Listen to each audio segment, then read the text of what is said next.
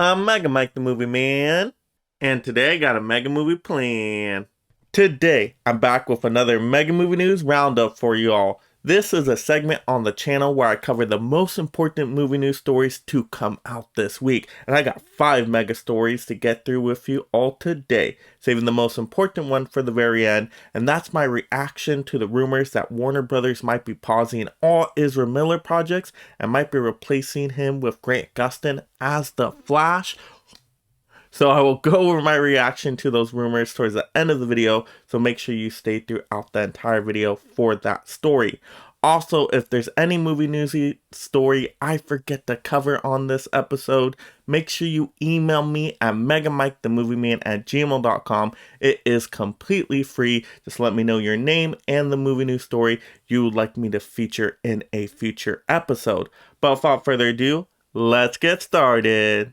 Now to get into our first mega movie news story, and this is brought to us by Variety, and now we finally have an update on the final official consequences that the Academy has delivered for Will Smith's actions at the Oscars ceremony. So let's get updated on this here. The Academy has decided to ban Will Smith from their Academy events, this includes the Oscar award ceremonies, for 10 years. Yes, 10 years. Now, originally, after the Will Smith incident, I thought he was going to maybe get banned for 1, 2, maybe a few years at the max, but my opinion did kind of change a little bit when we did hear that Will Smith was actually asked to leave the award ceremony after the incident, and he refused to do so. So once I heard that information, I started to think, ooh, there's going to be a bigger consequence here, because when someone says, hey, it's time for you to go,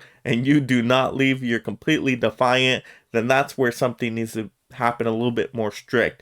So I thought anything could happen at that point. I thought it was going to be either a very long suspension or even maybe expulsion, where he would never be able to attend an award ceremony again. But he gets 10 years.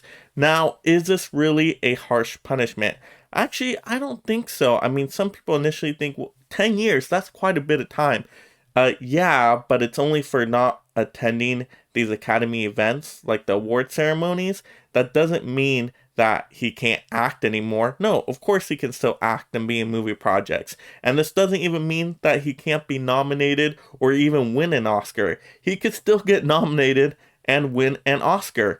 Might not be there to accept it, but hey, they can deliver, right? There's a lot of good mailing options out there. So he could still even get more Oscars during this 10-year time, from what I understand. So it's really not as bad as some people might initially think. I mean, yeah, he can't attend the fun award ceremony like a party, but I mean, he can still get the award. So, I mean, not too big of a deal here. So I actually think this punishment is at least the bare minimum for what they should have done, because once again, the Academy does have to send a message here that, hey, we're not going to allow this at our events anymore. And I think that's the Academy's main focus here. Like, we just don't want this situation to ever happen again in any way, shape, or form. So we have to send a message to all the actors out there that, hey, we're not going to tolerate this. If something like this, happens, that, hey, no, the gauntlet's coming down and you're not going to be able to attend these ceremonies at least for quite some time. So I think 10 years is good. I think 1 year maybe wouldn't have been enough. Couple years maybe not enough, especially once we heard the Defiance news. To me, that's where it needed to be taken up to another notch. Now, if it wasn't that the case where he was asked to leave, then I would have said, hey, a couple years, a few years, that's fine. But once he's staying there and refusing to leave and putting the Academy in a very awkward position, that, I mean, what else can they do? They would have to have gotten the cops to drag him out. And I know Chris Rock didn't want that to happen. So, yeah, at this time, I think this is at least a minimum of what the Academy should do. And so I think this is an okay, fair punishment for the moment. And actually, when you really think about it, it's not as strict as some people are thinking. Now, if they added in, oh no, Will Smith cannot win any awards or even be nominated, oh, then that would have been a crushing blow because that would have really, you know, could hurt his future career prospects because, a an actor winning Academy Awards or even just being nominated really does a lot for their acting career. I mean, that basically means you're always going to get work. And so if you get nominated and win a second Academy Award, I mean, ooh, he'd be going to get some good acting careers for the rest of his life. So, but that's not the case, right? It's just being banned from the activity, events, the ceremonies for 10 years. So once again, I don't think that's that big of a deal. So maybe some people out there would think maybe they should have done a harsher punishment, maybe a ban for life from the award ceremonies, or maybe within the suspension time, not be able to be nominated or win any awards. Maybe some people would have liked a harsher punishment. You know what? Like I said, I think 10 years is okay enough to at least send a message that we don't want this to happen again. And to me, that's the most important part, that, hey, let's keep the integrity of the Oscar ceremonies. Let's make sure this havoc does not ever happen again. So I think for the goal the Academy is trying to accomplishment, that this is actually a good kind of just laying down the law here that, hey, you know what, we ain't going to put up with any more fights here. Because if you do, then this is what's going to happen. So to me, I was actually okay with these consequences here. But let me know in the comments below, are you okay with these consequences like me? Or do you think they should have been a lot more harsh? And what would have been the way you would have gone about it? Would you have gone a full lifetime expulsion? Would you have also taken away an Oscar, or would you have said that no longer can he be nominated or win any Oscars for a certain amount of time? I mean, how harsh would you have gone with the consequences here for Will Smith? Let me know that in the comments below. Now to get into my second movie news story, and this is brought to us by Cinema Blend. We have Doctor Strange 2 setting a record for advanced ticket sales in 2022. Yes, that means it even beat out the advanced ticket sales of The Batman. And so this is just very impressive for Doctor Strange 2 and Marvel overall. And to me, this shows a couple things. First is that more people are buying advanced tickets, and it's kind of becoming the normal thing. If you want to see a big blockbuster movie opening weekend, opening night, you want to get your ticket in advance, because if you don't, you may be missing out on that movie and you'll have to go at a later time. And people don't want to be spoiled. People want to go see the movie right away when it's released so they get that full on experience. And so this is going to be an event level movie. This is the other big thing I think that's driving these advanced ticket sales. This movie is going to have so much in it. We already know from the trailers, we're getting Wanda, we're getting Professor X, and there's probably going to be so many other cameos of great characters that show up in this movie because it's the multiverse of madness. I mean, this movie is just going to probably be a lot of bonkers fun, and I'm super hyped for this movie. To me, this is now going to be one of my most anticipated movies of the year, so I'm looking forward to this movie quite a bit, and it looks like from advanced ticket sales, a lot of other people are too. And so, wow, I mean, once again, Marvel does it. I mean, just their movies have become so popular. We already had, Marvel with Sony, with Spider-Man No Way Home doing amazing at the box office. Now I think Doctor Strange 2 can carry that momentum here to the next big blockbuster Marvel movie of the year now. So I think this is really going to be some good news for Doctor Strange 2, because if it can make a lot opening weekend, get good word of mouth, then more and more people are going to go to it. And so I think Doctor Strange 2 can have some pretty good legs where more and more people are going to go out to it weekend after weekend, maybe some repeat viewings in there, and maybe do pretty good. I mean, not as good as Spider-Man No Way Home. I don't think it's going to get to that level, but I'm thinking it could get pretty dang close. I think maybe it can get 200 million opening weekend. So I think that's pretty good. I don't think it's going to be like 250 million or anything like that. I think bare minimum probably be 175 million opening weekend. but I think it could get around that 200 million range or a little bit above that. That's where my prediction is right now. But advance ticket sales look like a good sign for this movie doing well, at least opening weekend. And if the movie's solid, more people are going to go out to see this one and a bunch more times. This is a movie that's actually pretty short too now on the runtime, about a couple hours. So this is a movie I might want to see again in theaters. So I can see myself already going a couple times, if not more. We got to see how good this movie is though first.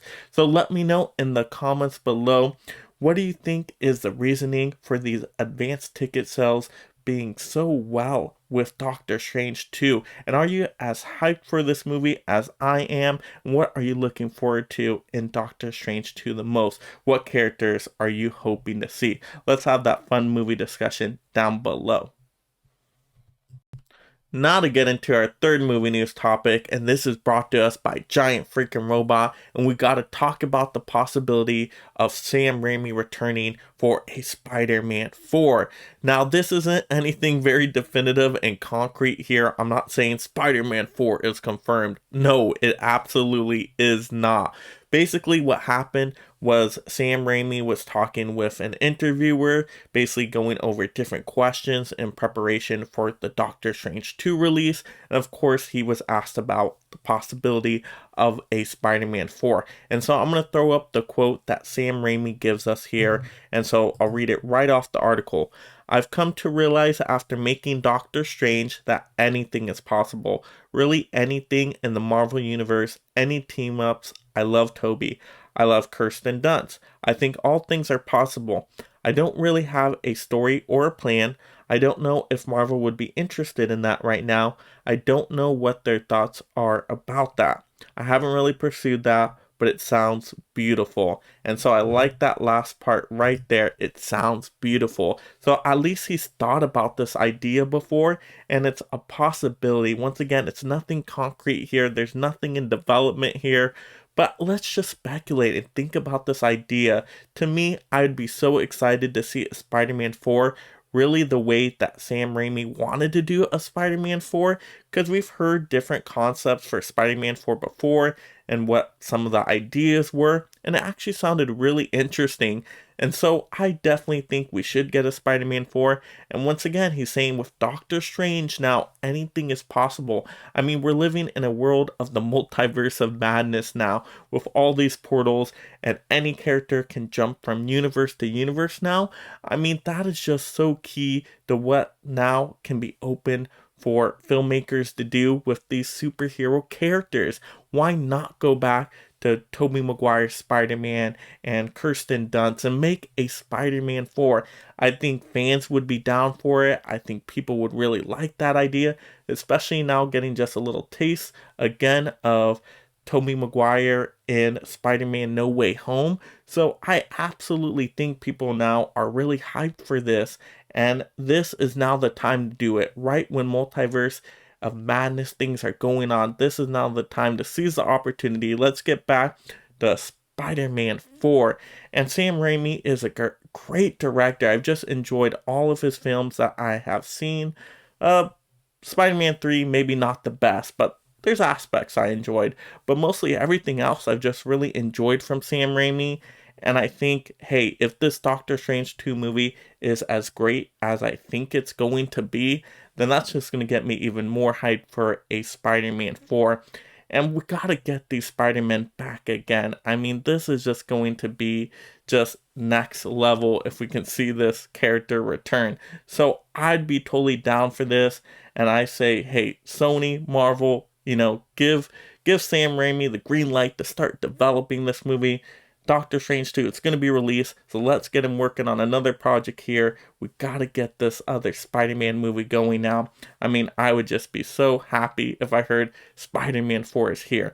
Now, do I think this is likely to happen? I'm going to give it a 50-50 coin toss right now. I think if Doctor Strange 2 does really well, I think we're going to be at that 50-50 coin toss. And I think the movie is going to do well. to where, hey, they might go with it or they might not go with it. Now, if the movie ends up not being good, then of course they wouldn't have Sam Raimi back again, which I hope is not the case. I hope it's going to be wonderful. But I would give it a 50-50 shot. Do I think it's on Sony's top priority list right now to go back to that character? No, I don't think so.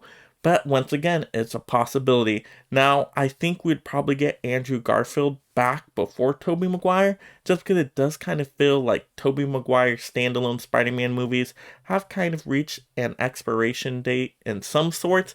So I do think they would more likely do the Amazing Spider-Man 3 with Andrew Garfield before Spider-Man 4 with Tobey Maguire. So I do think that'd probably be a little bit higher up on the list just because Andrew Garfield never got his full-on trilogy. So I think that's more likely to happen. But who knows? Like, multiverse of madness, anything could happen, and I'd be totally down for this.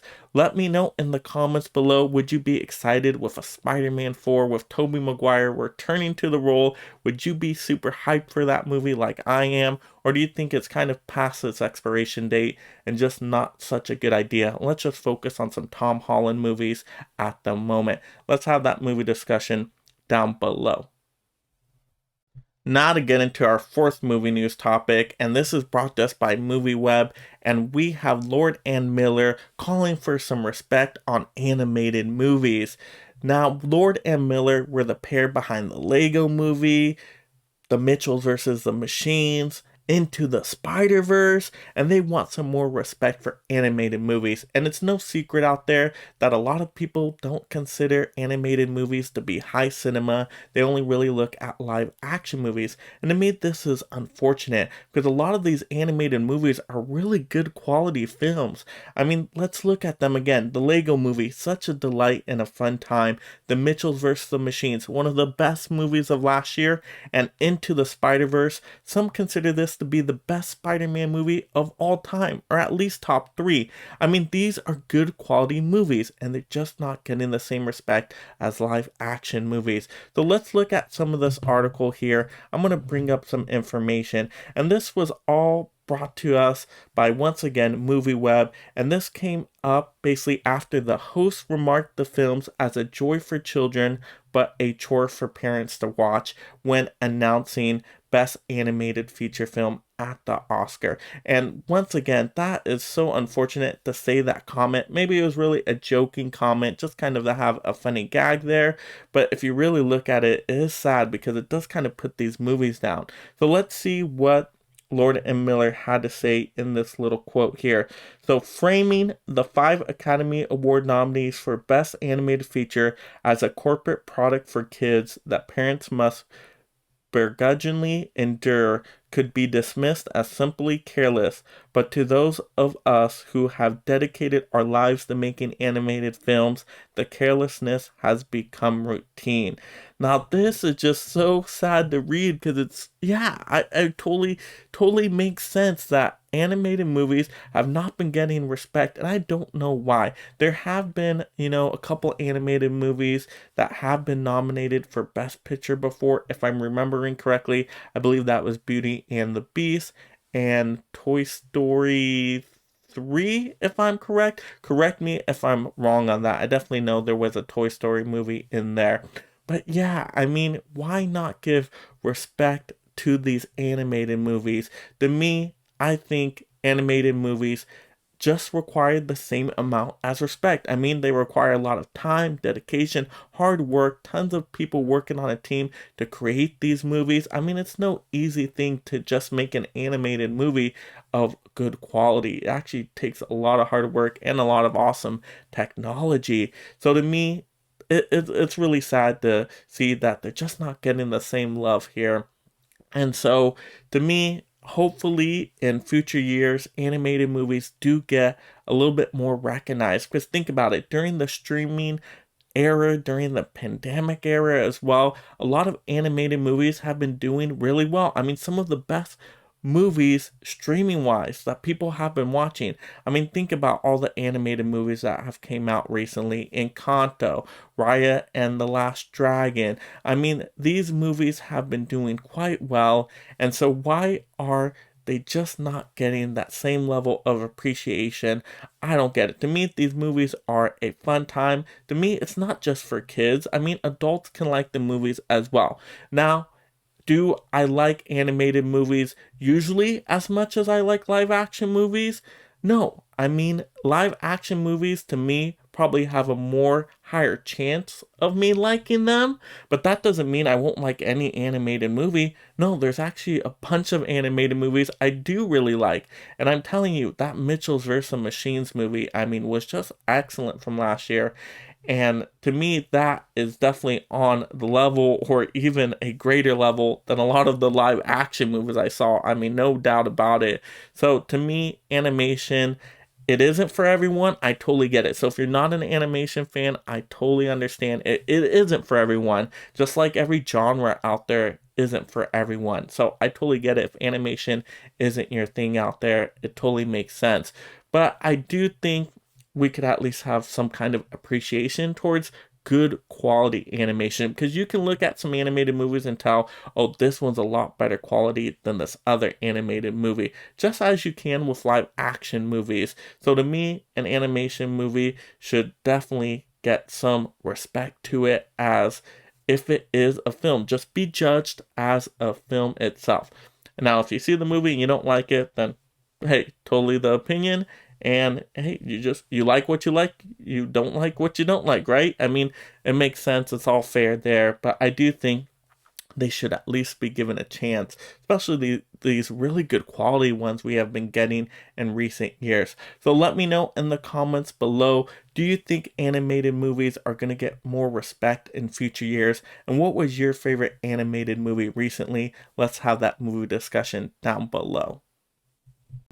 Now to get into our fifth and final and most important movie topic of the week, and we got fans calling for Grant Gustin to replace Ezra Miller's Flash. Now, we all know the incidents surrounding Ezra Miller recently. If not, definitely check out my last movie news episodes. I'll link those videos in the description below. Definitely check those out after this video to be caught up on it. But basically, with all the incidents surrounding Ezra Miller, fans are now wanting a replacement, and who better to get than Grant Gustin? Yes, the Flash from the Flash TV show. I'm a big fan of Grant Gustin. I think he did good work on the Flash TV show.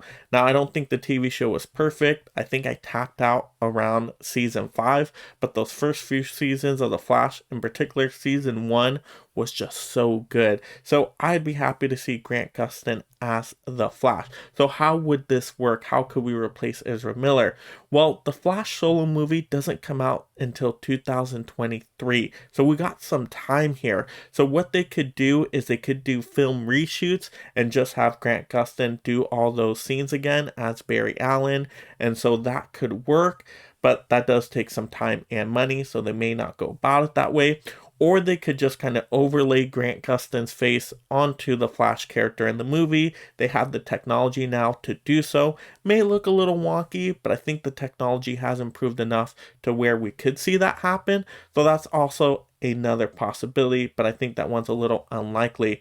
Or they just film maybe an extra scene towards the end of the movie that where this Flash, the Ezra Miller Flash, basically has now erased something, right? Remember, this is basically serving as a reboot to the DC universe anyway, right? Replacing some characters, some actors. So why not have another scene where basically Grant Gustin shows up as the Flash towards the end of the movie, so you only really have to film one scene there with Grant Gustin, and basically it's just plugged in as a post-credit scene, and you see that, oh, wow, I guess now in the universe we're going to be focusing on here, Grant Gustin has just replaced this other Flash. So I think that's a decent idea. I'd probably go about it that way. That way it's a little cheaper on the studio, doesn't require as much time, but then we still fix the Ezra Miller situation. And also there was a rumor going around as well that WB has paused all Ezra Miller projects and not going to be working with Ezra Miller in the future on any future Warner Brothers projects. Now, I believe this was a rumor, so I don't think it was officially concrete. I know some of the major news articles were running with the headline, but I also heard some contrasting information that did not end up being the case, that wasn't an official decision or anything like that. So it is a possibility that Warner Brothers may keep working with Ezra Miller as the Flash. We have seen before that Warner Brothers strategy, really, when these incidents do happen, is they kind of sweep it under the rug and hope something else comes out that basically overshadows it. And so it's just, shh, we don't talk about Ezra Miller. And something else comes out that basically just is a lot bigger of an event, or people at least put more attention towards it. Basically, what was going on with Will Smith became a really big event, for example. So basically, they can sweep all this other Ezra Miller incidents under the rug for now. So I think that's the most likely possibility, that Warner Brothers will go that way, just a shh strategy. I hope not. I hope something does happen, because we got to send a message to the world that we're not going to allow this type of behavior to happen anymore. Like Ezra Miller, you've had a lot of chances, okay? This just isn't one incident. This is multiple incidents. This is a pattern here. So I do personally think something should be done, and we should get a Flash replacement now at this point. I mean, I think it's going to be best for everybody involved. And let's just get Ezra Miller some help, and let's move forward with this Warner Brothers studio and future DC projects with another Flash actor. So I think that's the best way to go about it. And I do like Grant Gustin as an option. I mean, yeah, they could go a completely different actor, which could work. There's a lot of great actors out there that could play the Flash, but just kind of as a fan, I would like Grant Gustin to show up as the Flash. But let me know in the comments below, what do you think of these stories here? Do you think Grant Gustin would be a good replacement for Ezra Miller's The Flash? Or do you think Warner Brothers DC could keep just making projects with Ezra Miller and just keep kind of rolling with that actor? Or do you think they should get a whole completely new actor to be the Flash in future movies? What option would you go with? Down below, let's have that movie discussion. So that will do it for another Mega Movie News Roundup episode. This was episode 16. So once again, if you missed some of those past Movie News Roundup episodes, I'll definitely link those in the description below. Also, if you're just discovering the channel for the first time, make sure you subscribe right now. I'm going to get you movie news every week, movie reviews, rankings, movie hauls, unboxings, you name it. We'll talk all things movies on this channel. I don't want you to miss any of that value.